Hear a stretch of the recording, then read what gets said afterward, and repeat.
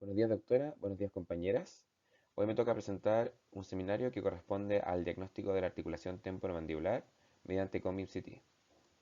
A modo de introducción y para ubicarnos un poco o ponernos en contexto, esta revisión va a proporcionar una actualización sobre las imágenes de radiográficas de la articulación temporomandibular, especialmente mediante COMIP-CT, y se va a centrar en la precisión del diagnóstico y el valor del COMBIM en comparación con otras modalidades de imagen para la evaluación de ATM en diferentes categorías de pacientes, para osteoartritis juvenil, artritis reumatoide y enfermedades articulares relacionadas, también para artritis idiopática juvenil y otras afecciones intraarticulares.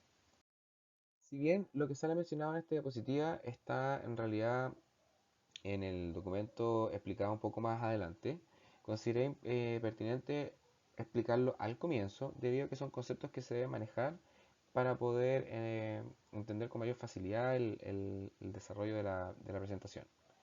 Entonces, bueno, vamos a ir uno a uno. Primero que todo, osteofito corresponde a la hipertrofia marginal con bordes escleróticos y formación angular exofítica de tejido óseo que surge de la superficie. La esclerosis subcortical corresponde a cualquier aumento del grosor de la placa cortical en las áreas de carga en relación con las áreas adyacentes que no soportan carga. El quiste subcortical, que nosotros conocemos como quiste subcondral, corresponde a una cavidad debajo de la superficie articular que se desvía del patrón normal de la médula ósea.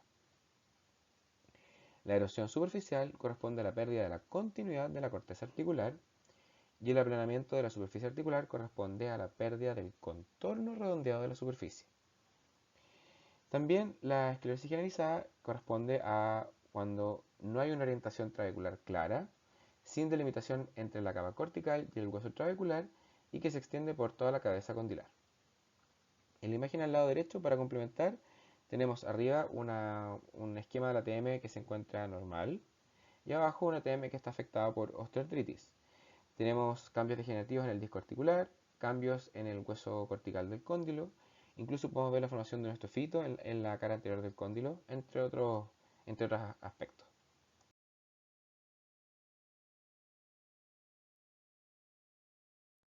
Con respecto a la precisión diagnóstica del COMBIM en esta área, se encuentran disponibles muchos estudios que investigan la precisión en el fondo del COMBIM y esto en el fondo enfocado en la ATM. Por ejemplo, en un estudio en el año 2005, se demostró que el COMBIM proporciona medidas lineales precisas y confiables de las dimensiones del ATM de cráneos humanos secos, y esto se confirmó más tarde en un estudio que concluyó que las medidas de los espacios articulares eran muy similares a los espacios articulares reales. En el año 2006, en otro estudio, se demostró que el COMBIM también tenía una alta sensibilidad para detectar erosiones y osteofitos en un material de autopsia, y se comparó el COMBIM además con tomografía computarizada multicorte, y aunque esta última, la tomografía computarizada multicorte, tuvo una sensibilidad que fue ligeramente inferior, en el global no se encontraron diferencias significativas entre ambas modalidades radiográficas de imágenes, entre ambas modalidades de imágenes. En el año 2007 también el COMBIN proporcionó una confiabilidad superior y una mayor precisión que la tomografía computarizada y la radiografía panorámica para representar también erosiones corticales condilares. También se ha evaluado la sensibilidad del COMBIM-CT para evaluar en el fondo la precisión para detectar defectos óseos. Y lo que se ha encontrado es que estos dependen del tamaño de los defectos. Esto fue demostrado por Márquez et al. Y confirmado posteriormente por Patel et al. En sus investigaciones de lesiones condilares simuladas. Las investigaciones que realizó Patel et al. Encontraron que los defectos que eran extremadamente pequeños, es decir, de 2 milímetros de tamaño, resultaron ser muy difíciles de detectar, aunque la sensibilidad en general para detectar defectos óseos condilares fue bastante alta, de entre un 72.9 y 87.5%. Sin embargo, estas medidas excedieron sustancialmente las reportadas por Hintze et al., quienes habían investigado cambios morfológicos como aplanamiento condilar y osteofitos. Por lo tanto, lo que se puede sugerir a partir de esto es que la erosión de la superficie condilar puede ser más fácil de detectar a partir de imágenes de COMBIM que otros cambios morfológicos. En otro estudio, Zhang et al. Habían escaneado cráneos humanos secos con protocolos de visualización grande y también un protocolo de visualización estándar, y no encontraron diferencias significativas entre los exámenes para detectar la presencia o ausencia de defectos en la superficie de los cóndilos. Se concluyó también al respecto de este estudio que el protocolo de vista grande tenía una dosis de radiación efectiva de aproximadamente un sexto en comparación al protocolo de vista estándar, y por lo tanto se recomendó el protocolo de vista grande para la evaluación de las condiciones del ATM. Y en otro estudio de estos mismos autores, utilizando además el mismo material de estudio que se utilizó anteriormente, no se encontraron diferencias significativas tanto con la resolución normal ni con la resolución alta. Sin embargo, concluyeron que la precisión de la detección de los defectos condilares va a depender en gran medida de la unidad de Conbeam que se utilice para el examen. Y también encontraron que al comparar diferentes campos de visión de mayor y menor tamaño, y también diferentes tamaños de voxel, la eficacia diagnóstica más alta para representar erosiones condilares se encontró con el campo de visión más pequeño. En otro estudio, que comparó las exploraciones de Conbeam con diferentes tamaños de voxel, de 0.4 y 0.2 milímetros, para evaluar los defectos simulados en cóndilos mandibulares de cerdos, se obtuvo que la sensibilidad mejoró significativamente para los defectos pequeños, no así tanto para los defectos grandes, y esto debido al aumento de la resolución de la exploración. Aproximadamente uno de cada tres defectos pequeños, tanto de diámetro como en profundidad, menor a 2 milímetros, pueden pasarse por alto en el diagnóstico cuando se utilizan exploraciones de Conbeam de tamaño de voxel de 0.4 milímetros.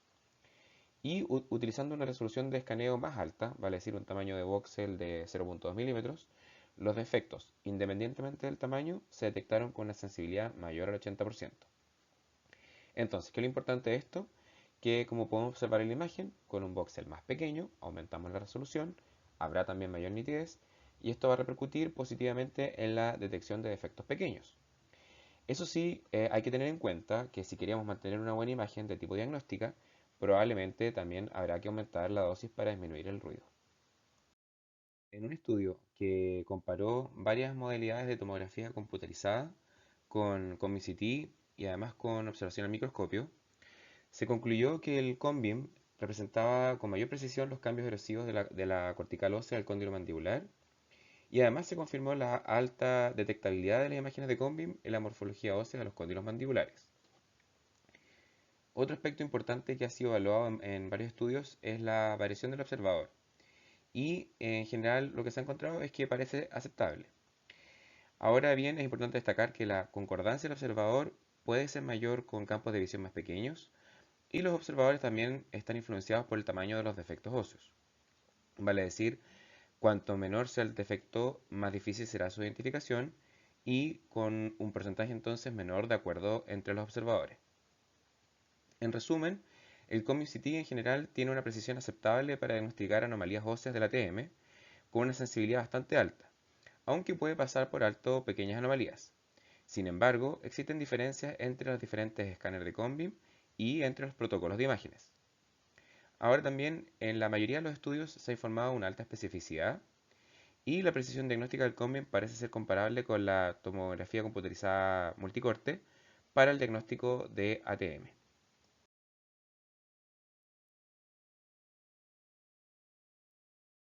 Pasando ahora a la osteoartritis, tenemos que esta es la enfermedad articular más común que puede ocurrir en cualquier articulación, incluida la TM.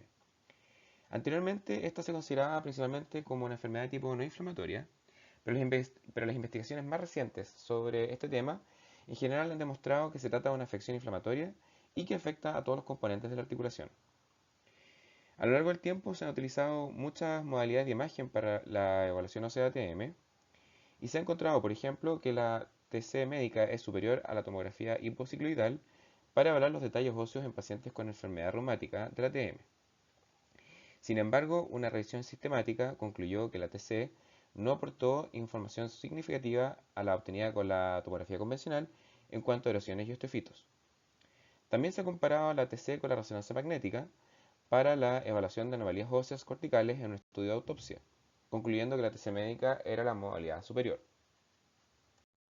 En general, se ha encontrado que el COMBIM y la tomografía computarizada médica son muy comparables con respecto a la evaluación del hueso cortical. Por lo tanto, el COMBIM o la TC médica serán el método de elección dependiendo de la disponibilidad para la evaluación de los detalles óseos corticales del ATM debido a las capacidades de reformación multiplanares y a la alta resolución espacial.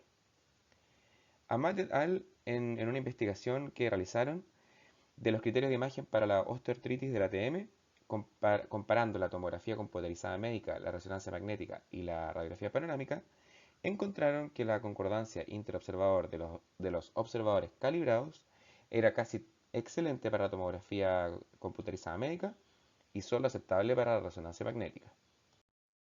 Debido a la precisión que presentan, que es comparable y que además hay un buen acuerdo entre los observadores, debería siempre preferirse la modalidad que tiene una dosis costo en el fondo más efectiva, y que en este caso es el COMBIM. Sin embargo, el COMBIM tiene la particularidad de que es más sensible también al movimiento del paciente, en comparación a la TC médica, lo que hace que la evaluación diagnóstica de pequeñas anomalías corticales sea en ciertos momentos incierta o insegura en el fondo. Acá en la imagen que vamos a observar en la diapositiva, tenemos un COMBIM de una articulación temporomandibular que es normal, pero que presenta artefacto al movimiento, que puede simular en este caso, que simula en este caso un osteofito en la cara anterior del cóndilo, y además signos de remodelación, que se observan como un doble contorno. En este caso fue una mujer de 75 años. Otro desafío que podemos encontrar es la diferenciación entre las variaciones morfológicas que están dentro de la normalidad y pequeños cambios patológicos. Tenemos, por ejemplo, lo que podemos observar en la imagen como un sutil, entre comillas, pico de pájaro en la cara anterior del cóndilo y que tendríamos que diferenciarlo entonces de un pequeño osteofito, ¿ya? Y la pregunta acá, o en el fondo lo que nosotros tenemos la pregunta interna que tenemos que hacernos es la siguiente. ¿Esto corresponde a remodelación o es realmente un osteofito pequeño? Esta imagen corresponde a una mujer de 61 años.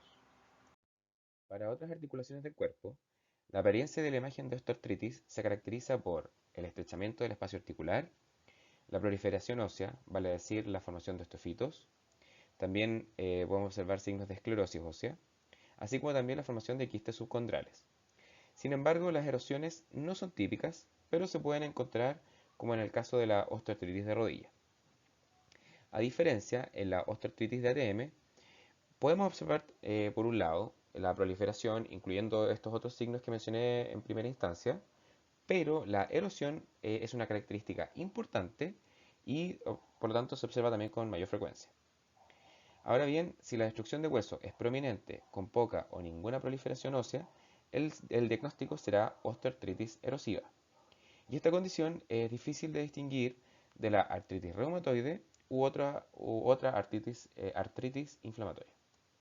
Complementando lo visto en la diapositiva anterior, aquí tenemos una imagen de COMBIM de osteoartritis de ATM, donde podemos observar un osteofito en la cara anterior del cóndilo. También podemos observar signos de esclerosis, por ejemplo, a nivel de la eminencia articular, que en el fondo sabemos que es una zona de mayor carga. También podemos observar algo de aplanamiento articular, erosión también, ubicada, por lo que se puede apreciar, ubicada en el nivel de la cara más superior y media del cóndilo, y además de un posible quiste subcondral. También nos podemos encontrar con situaciones en el cual el diagnóstico de osteoartritis en el fondo puede ser más complejo, ¿ya? Por ejemplo, en algunas articulaciones con superficies articulares que presentan contorno liso, con algo de aplanamiento y o esclerosis, fueron interpretadas como indeterminadas para osteoartritis por Amat et al. Y estos autores tienen experiencia en tomografía computarizada con voluntarios sanos y que han demostrado áreas de esclerosis idiopática. Vale decir, no hay ninguna explicación para que esté presente. Por lo tanto, la esclerosis debe interpretarse con precaución si no se presentan superficies articuladas o junto con otros signos que indiquen patología. Entonces, las articulaciones con forma condilar que se desvían claramente de la apariencia redondeada entre comillas normal, pero con un contorno cortical suave, sin evidencia de osteofito, esclerosis, quiste subcondral o erosión, y con un grosor bastante uniforme de la placa cortical, pueden presentar un desafío para el diagnóstico. Preferiblemente entonces deben interpretarse estas imágenes como remodelada, por ejemplo, articulación remodelada o deformada, particularmente en pacientes jóvenes, ya que tales articulaciones deformadas pueden ser el resultado de un traumatismo previo o, como se ha informado también por otros autores, como artritis idiopática juvenil. Siguiendo la línea de lo mencionado en la diapositiva anterior, acá tenemos un caso de artritis idiopática juvenil en una mujer de 13 años. Lo que podemos observar acá es una articulación del lado derecho que se encuentra deformada o remodelada, según el término que uno prefiera utilizar, y que se caracteriza por una fosa, eminencia y cóndilo que están más bien aplanados. No hay presencia de erosión cortical superior y la articulación izquierda se observa normal en el fondo, que es la que podemos observar abajo, para poder compararlas, digamos, ambas. También se encuentran disponibles varias investigaciones sobre la osteoartritis de la TM evaluada por Comicity. En una primera serie grande de pacientes, cuya edad media era 48 años, que fue publicada el año 2009, se demostró que tanto la frecuencia como la gravedad de la osteoartritis estaban relacionadas con la edad. Y los hallazgos radiográficos más comunes fueron aplanamiento, erosión, osteofito y finalmente esclerosis. Por otro lado, en otro estudio se observaron con mayor frecuencia esclerosis y erosión seguidas de aplanamiento.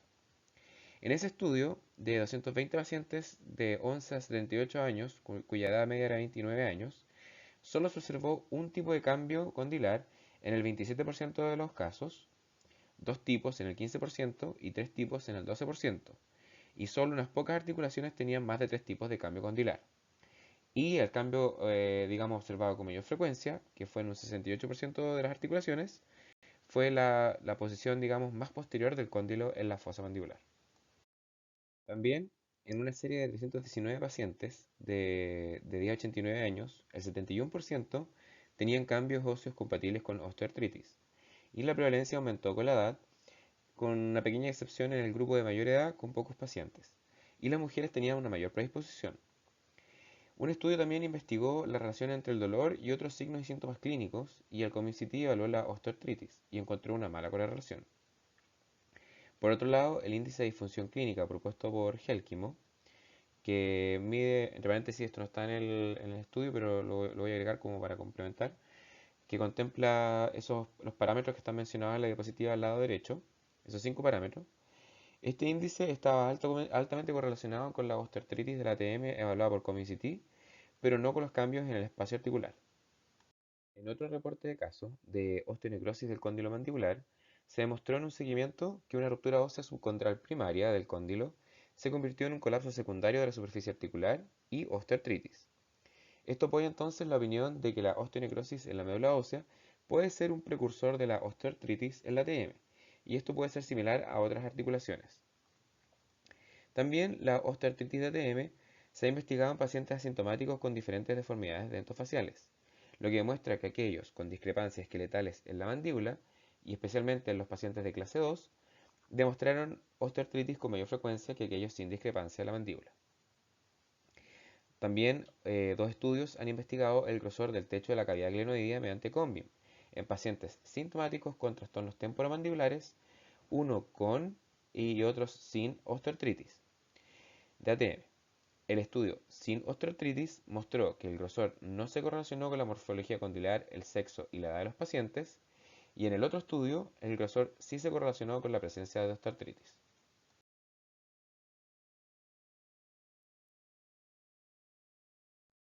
Pasando ahora a la osteoartritis juvenil. Bueno, aunque la osteoartritis afecta tradicionalmente a adultos y ancianos, la ATM también puede verse afectada en adolescentes y niños. Se ha aplicado una terminología diversa a este grupo de edad pediátrica, similar al de los adultos, pero el que es más utilizado actualmente es el de osteoartritis juvenil. Bering en 1966 encontró anomalías condilares y alteraciones del crecimiento mandibular en pacientes menores de 20 años sin sospecha de secuela del trauma. Y la importancia de la osteoartritis juvenil, radica en que esta afección podría tener un efecto potencial sobre el crecimiento mandibular y provocar una deformidad facial. En la imagen lo que podemos observar es un comicitis de osteoartritis juvenil que se caracteriza por articulación deformada. Hay presencia de osteofito, esclerosis y erosiones corticales en una mujer de 13 años. Algunos autores han estudiado la osteoartritis juvenil, como es el caso de Chow y Young, que en 282 niños y adolescentes de 10 a 18 años encontraron que la prevalencia, digamos, de osteoartritis fue mayor en los 181 sintomáticos, 26,8%, que en los 101 pacientes asintomáticos, un 9,9%. En otro estudio, de 386 pacientes con trastornos temporomandibulares de 10 a 19 años y 339 pacientes que eran de preortodoncia asintomáticos con maloclusiones como controles, Wang et al. Confirmaron la alta incidencia de osteoartritis juvenil, que fue significativamente mayor en el grupo de trastornos temporomandibulares, con un 40,7%, en comparación al grupo de control de un 12,1%. En ambos estudios, la ocurrencia de osteoartritis de ATM juvenil fue mayor en mujeres que en hombres en los grupos de pacientes, pero no hubo diferencias entre los géneros en los grupos de control. Algunos desafíos que vamos a encontrar, digamos, en el diagnóstico o en la evaluación de la posición del cóndilo, tenemos, bueno, la posición condilar y su importancia clínica han sido y siguen siendo un tema controvertido y que ha atraído mucha atención, ya que muchas variables influirán en la posición del cóndilo cuando se utilice el COMIB-CT para examen de ATM. Y se debe tener cuidado de utilizar el espacio articular como criterio de diagnóstico, al menos como único criterio. Incluso en niños sanos, el espacio del ATM es frecuentemente asimétrico. En individuos jóvenes también, la evaluación del hueso cortical es un desafío mayor que en los adultos, porque el hueso cortical no será necesariamente continuo y compacto. De ahí radica la dificultad en el fondo en la evaluación de pacientes jóvenes. Y, por ejemplo, en un estudio de COMIC-CT se concluyó que el hueso cortical comienza a formarse alrededor de la periferia del cóndilo durante la adolescencia entre los 12 y 14 años. Y una capa de hueso cortical continuo, homogéneo y compacto en la superficie articular se establece en adultos jóvenes alrededor de la edad de 21 o 22 años, lo que indica en ese entonces un desarrollo completo del cóndilo mandibular. En términos generales, al examinar a pacientes jóvenes es preferible mantener una dosis baja. El COMIC-CT tiene la particularidad que se puede aplicar con una exposición muy baja y las imágenes obtenidas con solo 2 mA pueden ser aceptables para ciertas tareas de diagnóstico. Sin embargo, las imágenes más ruidosas, combinadas con la falta de una capa cortical compacta y continua, pueden hacer que la evaluación de las superficies articulares sea incierta o insegura en el fondo. Los cambios óseos del ATM también pueden indicar enfermedad de osteoartritis o un proceso de remodelación. Ahora bien, el límite entre estas condiciones puede ser difícil de determinar, y especialmente en individuos en crecimiento, donde la ATM está experimentando cambios morfológicos continuamente. En el caso de la osteoartritis juvenil sutil, puede descuidarse, pasarse por alto o incluso sobrediagnosticarse. Entonces, a modo de ejemplo de lo que mencioné en la diapositiva anterior, acá tenemos dos imágenes de COMBIM de ATM que se encuentran en condiciones normales, ¿ya? Y arriba tenemos una imagen con que se puede observar una superficie cortical no compacta y no homogénea del cóndilo, lo que hace que la evaluación diagnóstica sea incierta. Y abajo tenemos un contorno cortical normal compacto y homogéneo del cóndilo. En el fondo, estas dos imágenes están ahí puestas para compararlas, y hay que destacar que la imagen de arriba es una mujer de 13 años y abajo es una mujer de 69 años. Continuando ahora con la artritis reumatoide y enfermedades articulares relacionadas, tenemos que para las articulaciones en general, el sello distintivo o la característica principal de la inflamación en el hueso y que se puede evaluar a partir de imágenes simples y tomografía computarizada es la erosión cortical, que en el fondo es la destrucción de la capa más superficial del hueso. Por lo tanto, las erosiones que no presentan proliferación ósea indican artritis inflamatoria, vale decir artritis reumatoide, que es la enfermedad reumática más frecuente. Ahora bien, las erosiones múltiples, pero que presentan proliferación ósea, pueden indicar espondilitis anquilosante, artritis psoriásica u otras espondiloartropatías seronegativas. En la ATM no es posible diferenciar entre enfermedades reumáticas basándose en imágenes, aunque la producción ósea parece ser más pronunciada en la espondilitis anquilosante. En general, los hallazgos típicos en pacientes reumáticos con artritis de ATM activa son destrucciones óseas perforadas, vale decir erosiones, que pueden volverse bastante graves. Pueden estar afectados tanto el cóndilo como la fosa y la eminencia articular, y los signos de osteoartritis pueden acompañar a la destrucción. En la enfermedad que es de larga duración, los cambios de aplanamiento y producción ósea, que corresponden en el fondo a esclerosis y osteofitos, pueden ser más evidentes y las erosiones corticales menos pronunciadas. En tales casos, la diferenciación entre osteoartritis y artritis inflamatoria con osteoartritis secundaria puede ser imposible si se utiliza solamente ComICT como única modalidad de imagen. Ahora, según la experiencia relatada por los autores en este estudio, la destrucción o deformación puede ser más pronunciada en pacientes con una enfermedad reumática. En la imagen en la diapositiva vemos entonces un cómbim de artritis reumatoide, lo que principal que se destaca acá es la destrucción perforada del cóndilo, además con signos de esclerosis en algunas zonas. La enfermedad reumática también puede ocurrir en la niñez, y la artritis idiopática juvenil es la enfermedad inflamatoria musculoesquelética más frecuente en pacientes menores de 16 años. Esto es súper importante ya que la afección de la ATM puede conducir a deformidades típicas del crecimiento facial. La mayoría de los estudios de niños con artritis idiopática juvenil indican que casi la mitad de los niños tendrán anomalías radiográficas de la ATM, aunque los estudios de resonancia magnética, que incluso cuentan con menos pacientes, han mostrado frecuencias mucho más altas. Las articulaciones se caracterizan por deformaciones y pueden mostrar una morfología muy variable, como por ejemplo el aplanamiento del cóndilo, de la fosa mandibular, también de la eminencia articular y el ensanchamiento de la fosa y del cóndilo en sentido anteroposterior. Esto vendría siendo hallazgos típicos, similar a lo que podemos observar en la imagen abajo al lado derecho.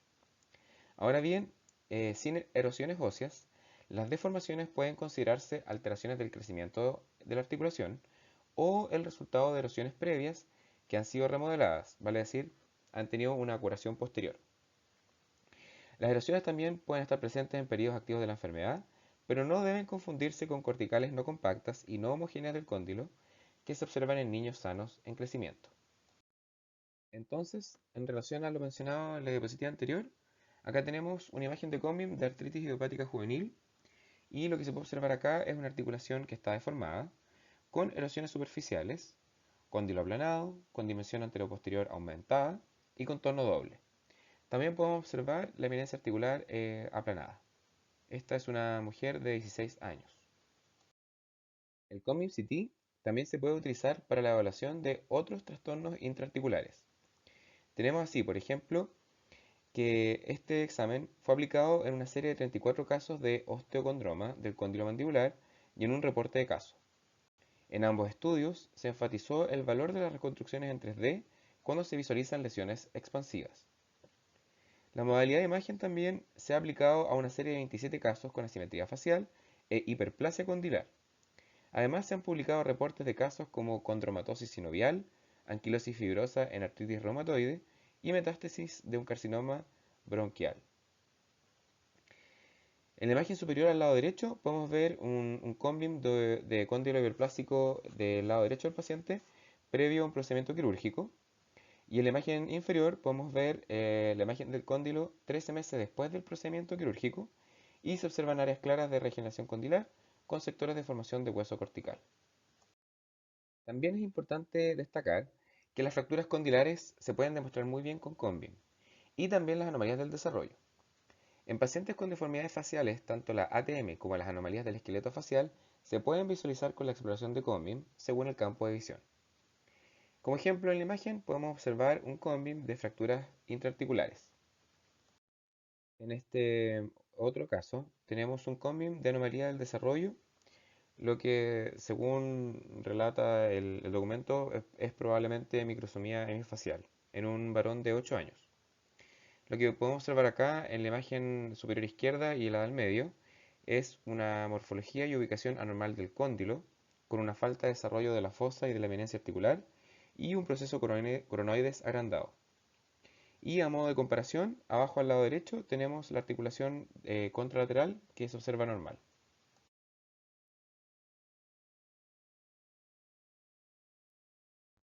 También han sido múltiples los usos que se le ha dado al Combin-CT para la evaluación de ATM y de sus estructuras relacionadas, pero en otras áreas.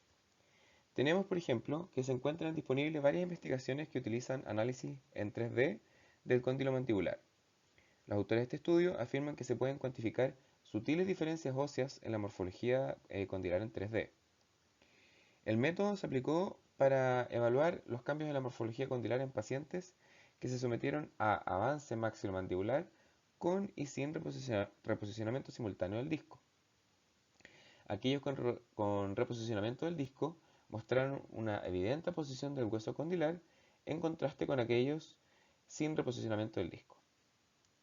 Y también se han investigado los estándares normales para la posición del cóndilo mandibular en la fosa. La posición condilar se evalúa en sujetos asintomáticos tanto en imágenes sagitales oblicuas como en imágenes coronales oblicuas y axiales, proporcionando normas de esta forma para la evaluación en 3 dimensiones en individuos sanos. Por otro lado, la neumatización del hueso temporal puede representar un desafío diagnóstico para la evaluación de erosiones corticales en la eminencia articular si alcanza la superficie articular. Y el COMBIEM es el método, digamos, superior y de elección en el fondo para representar tales variaciones anatómicas.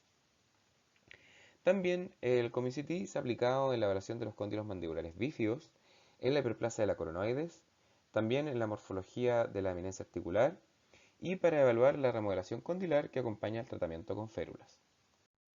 Entonces, para ejemplificar algunas de las situaciones que mencioné en la diapositiva anterior, tenemos en la imagen arriba al lado izquierdo un corte coronal de COMBIM que muestra cóndilo mandibular bífido bilateral, apuntado a la flecha, obviamente.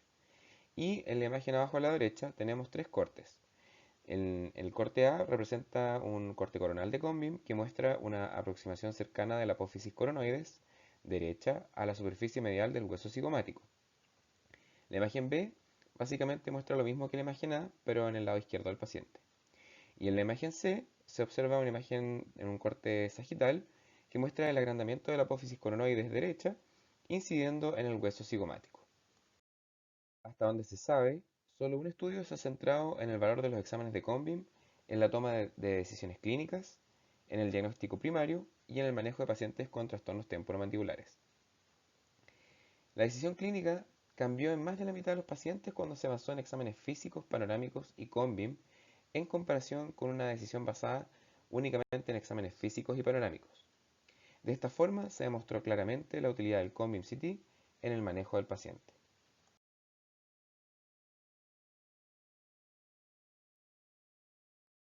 Como conclusiones finales, entonces, tenemos que el COMBIM-CT ha surgido como una alternativa dosis-costo efectiva a la tomografía computarizada médica para el examen de ATM, aunque puede ser más sensible a los artefactos de movimiento. Esta modalidad de imagen es superior a los métodos radiográficos convencionales, así como a la resonancia magnética en la evaluación de anomalías óseas del ATM. Sin embargo, cabe destacar que la información diagnóstica obtenida se limita a la morfología de los componentes de la articulación ósea, la integridad del hueso cortical y las anomalías óseas subcorticales. Para la evaluación de la actividad inflamatoria y las anomalías de los tejidos blandos, como los trastornos internos en pacientes con trastornos temporomandibulares, la resonancia magnética sigue siendo el método de elección. Finalmente, existe una falta de conocimiento sobre el impacto de los exámenes de COMBIM en el resultado del paciente y por lo tanto hay una necesidad obvia de investigación en esta área. Muchas gracias.